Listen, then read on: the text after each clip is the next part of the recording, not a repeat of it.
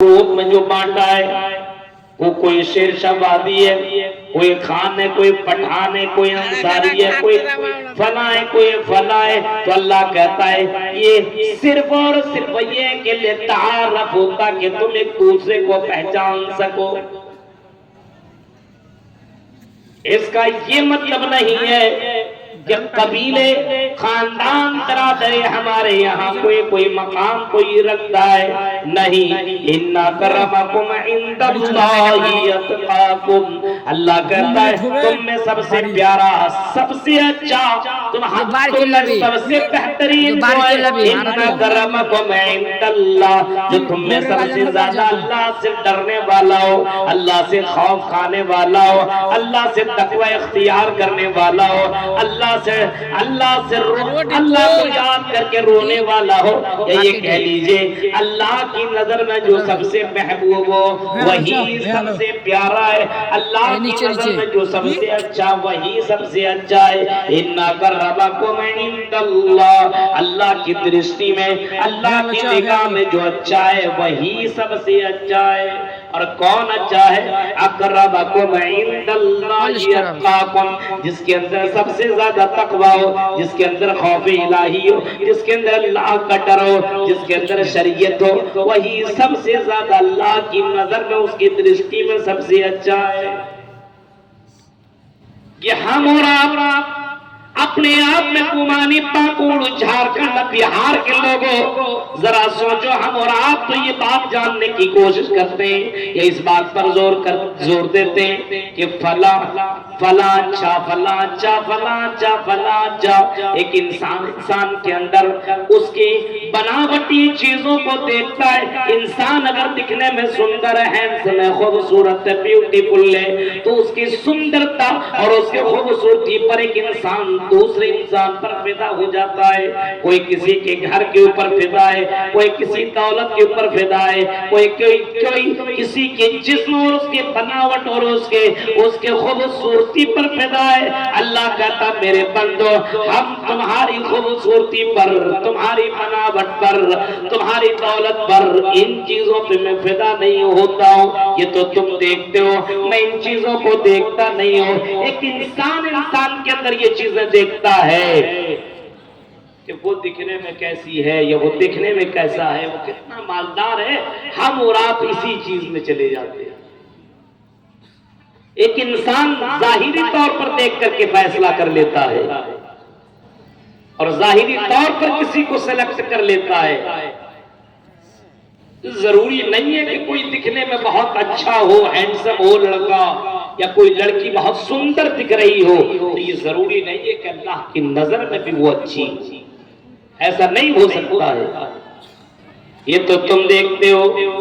कौन काला, कौन गोरा, कौन सुंदर, कौन दिखने में अच्छी नहीं है,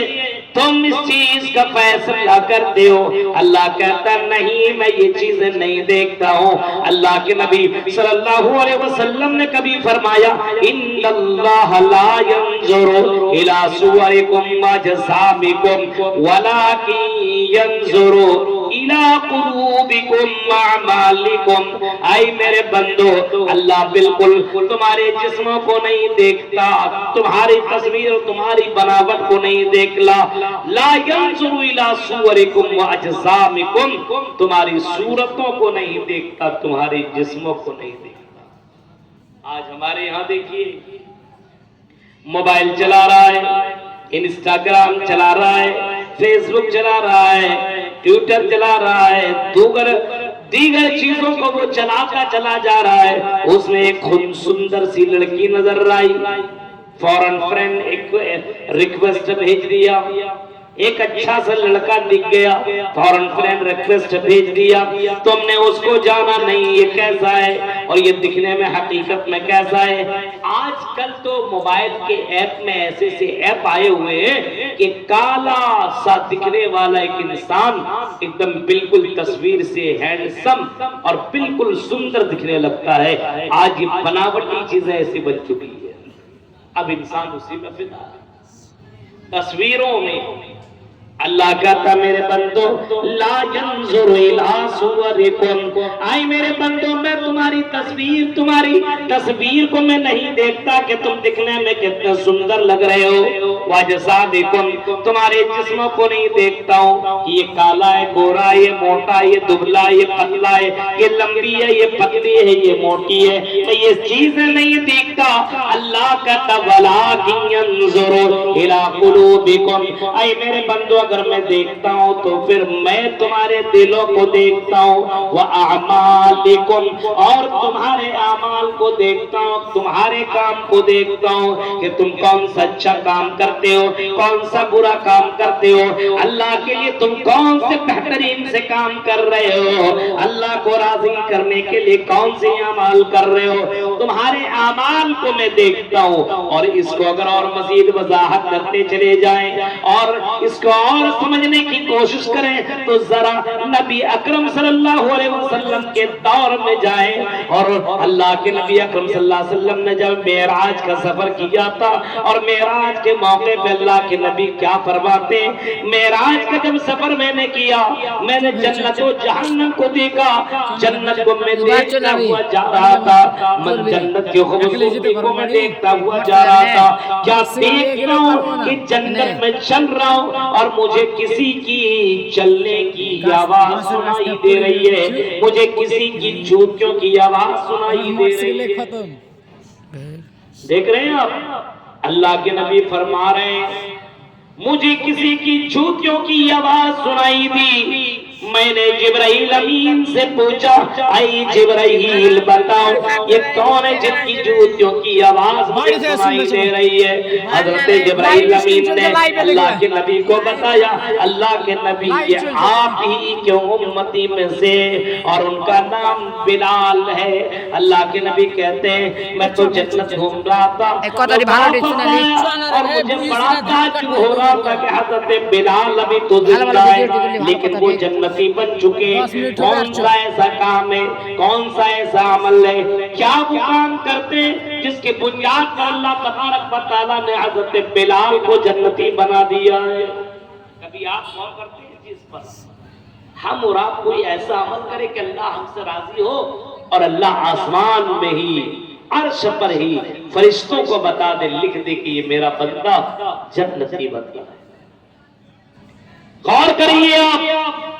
کون بلال جو کہ کوئلے سے بھی زیادہ کالے تھے، جو کہ دکھنے میں بہت کالے تھے،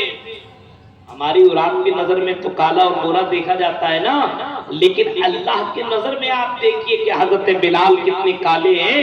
یہاں تک کہ لوگ اپنی بیٹیاں دینے سے بھی انکار کرتے تھے یا یہ کہنے کہ عرب کی لڑکیاں حضرت بلال سے نکاح کرنے کے لیے ریڈی نہ تھی، تیار نہ تھی۔ اللہ کے نبی جب دنیا میں آئے اور حضرت بلال کو بلایا، نبی اکرم لوگوں کو درس دے رہے ہیں اور اسی کے درمیان خطبہ دیتے آپ نے فرمایا بلال ذرا میرے پاس آؤ، آئی بلال ذرا میری نزدیک آؤ۔ گمانی کے نوجوانوں اپنے اپنے جسموں میں الگ الگ کریم لگانے والوں پاؤڈر لگانے والوں مہنگے سے مہنگے میک اپ کرنے والوں اور کرنے والیوں ذرا اس واقعی کے اوپر غور کرنا، حضرت بلال کا جو واقعی آپ نے سنا ہے اس واقعی کے اوپر تم گہری نظر دوڑانا۔ اللہ کے نبی بلاتے ہیں اور بلانے کے بعد حضرت بلال سے کہتے ہیں کہ بلال میں نے تمہاری جوتیوں کی آواز جنت میں سنی ہے، اے بلال کون ایسا عمل کرتے ہو جس کی بنیاد پر اللہ نے تجھے جنت کنفرم کر دی ہے، یا بھی تم دنیا میں چل رہے ہو کھا رہے ہو پی رہے ہو لیکن اللہ کی نظر میں تم جنتی بن چکے ہو؟ حضرت بلال نے جواب جو دیا وہ حضرت بلال نے یہی جواب دیا کہ اللہ کے نبی کوئی بہت بڑا عمل نہیں کرتا ہوں، اللہ کے نبی بہت بڑا کام نہیں کرتا ہوں، اللہ کے نبی صرف میں اتنا کام کرتا ہوں کہ میں ہمیشہ